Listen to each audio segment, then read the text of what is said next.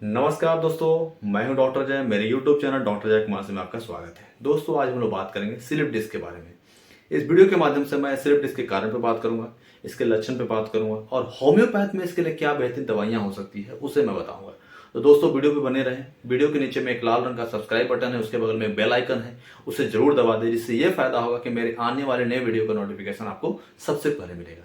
तो दोस्तों, सबसे पहले हम लोग कारण की बात करते हैं। स्लिप डिस्क नाम से ही लगता है कि कोई डिस्क जो है ऐसी जगह पर है जो अपने जगह से घसक जाती है। कहने का मतलब है दोस्तों कि दो वर्टिब्रा के बीच में एक सॉफ्ट टिश्यू स्ट्रक्चर होता है। दो वर्टिब्रा के बीच में एक सॉफ्ट टिश्यू का स्ट्रक्चर होता है, एक गद्दीनुमा स्ट्रक्चर होता है। ये जब अपने जगह से हट जाता है या अपने जगह से हिल जाता है तो ये दशा स्थिति जो है दोस्तों क्या कहलाती है? स्लिप डिस्क कहलाती है।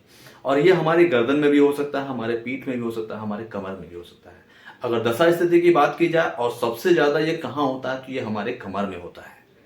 अगर रेशियो की बात की जाए तो दोस्तों 80% हमारे कमर में होता है।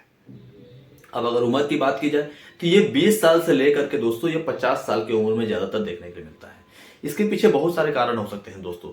अगर आपका वर्टिब्रा में अगर चारों तरफ से डिजेनरेशन हो गया है, उससे कारण भी डिस्क जो है अपने जगह से थोड़ा सा कम स्पेस में आ जाती है और उसके कारण भी उस पर जोड़ बनता है और वो घसकने की स्थिति में आ जाती है। या फिर अगर आप कभी लंबे समय तक बैठने वाला काम करते हैं और सडनली जब उठने की कोशिश करते हैं तो उससे कारण अगर आपके मसल्स में पावर अगर सही तरीके का नहीं है या फिर अगर आपके लिगामेंट अगर हार्ड हो गए हैं, चाहे लूज हो गए हैं, तो उस कंडीशन में भी ये देखने के लिए मिलता है। या फिर अगर आपका बॉडी का वेट अगर ज्यादा है और आप घंटों घंटों बैठने का काम करते हैं तो दोस्तों ऐसी कंडीशन में भी आपको ये स्लिप डिस्क जो है ये हो सकता है। या फिर अगर आप रास्ते में चल रहे हैं और कभी छींक जोड़ का आती है, उससे कारण भी क्या होता है? कमर पर ज्यादा जोड़ पड़ता है और स्लिप डिस्क की दशा से देखने के लिए मिलती है। अगर आप कभी भारी सामान उठाने की कोशिश करते हैं या फिर आप घर में बाथरूम में नहाने के लिए जा रहे हैं और बॉडी को टर्न करके आप सोचते हैं कि मग से झुक करके पानी को ऊपर सर पर डाला जाए, ऐसे कंडीशन में क्या होता है? डिस्क अपने जगह से घसक जाता है और ये दशा स्थिति देखने के लिए मिलती है।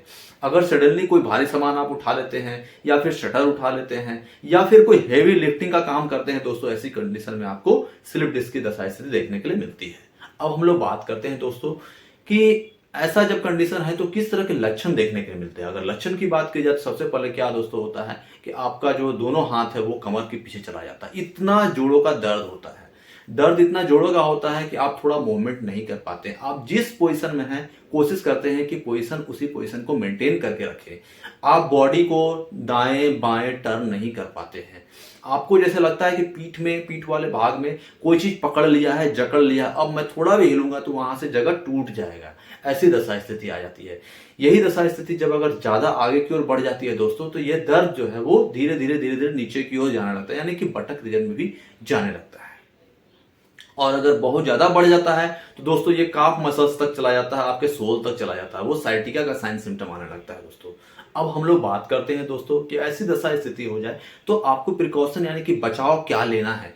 डॉक्टर के पास तो आप सेकेंडरी जाएंगे दोस्तों, लेकिन प्राइमरी घर में आपको तत्काल में क्या करना चाहिए? तत्काल में दोस्तों आपको प्रॉपर सपोर्ट उस जगह को देना है। अगर आपके पास किसी तरह का तौलिया है, तौलिया का सपोर्ट दे, किसी तरह का गमछा है, गमछे का सपोर्ट दे। अगर वो भी नहीं है तो अगर किसी तरह का एलएस बेल्ट है तो एलएस बेल्ट का सहारा ले और कोशिश करें कि हार्ड बिस्तर पर सोएं, गद्दीदार बिस्तर पर न सोएं और अपने बॉडी को मूवमेंट न करने दें। ऐसी दशा स्थिति में कोशिश करना चाहिए दोस्तों कि कम से कम 21 दिन तक जो है रेस्ट का इस्तेमाल करना चाहिए। यानी कहने का मतलब कि रेस्ट में रहना चाहिए, मूवमेंट नहीं करना चाहिए। इसके बाद दोस्तों हम लोग बात करते हैं अब दवाइयों की ओर बात करते हैं कि होम्योपैथ की कौन सी ऐसी बेहतरीन दवाइयां हैं जिससे रेगुलर वे में अगर कुछ दिनों तक लिया जाए तो आपके प्रॉब्लम सॉल्व हो जाते हैं। दोस्तों, दवा बताने से पहले एक चीज मैं बताना चाहूंगा कि दवाइयां सिर्फ आपकी जानकारी के लिए है। अगर आप इस तरह की दशा स्थिति से गुजरते हैं तो नजदीकी डॉक्टर से जरूर सलाह लें। दोस्तों, इसकी जो सबसे पहली दवा है वो है साइलेसिया। साइलेसिया आपको 6x पावर में लेकर के आनी है। और दूसरी जो बेहतरीन दवा है वो है कैलकेरिया फ्लोर। दोस्तों, साइलेसिया की 6 की 6 गोलियां और कैलकेरिया फ्लोर की 4 गोलियां, ये दोनों को क्या करना है दोस्तों? पानी में मिला देना है। और जब थोड़ा सा घुल जाता है तो इसे क्या करना? सुबह में एक बार लेना है, दोपहर में एक बार लेना है, शाम में एक बार लेना है। और बहुत ज्यादा जब आपको दर्द होता है तो दोस्तों ऐसे कंडीशन में आपको अर्निका का सहारा लेना है। अर्निका कैसे लेना है? 200 पावर में लेकर के आनी है। 4 बूंद सुबह, 4 बूंद दोपहर, 4 बूंद शाम, 4 बूंद रात।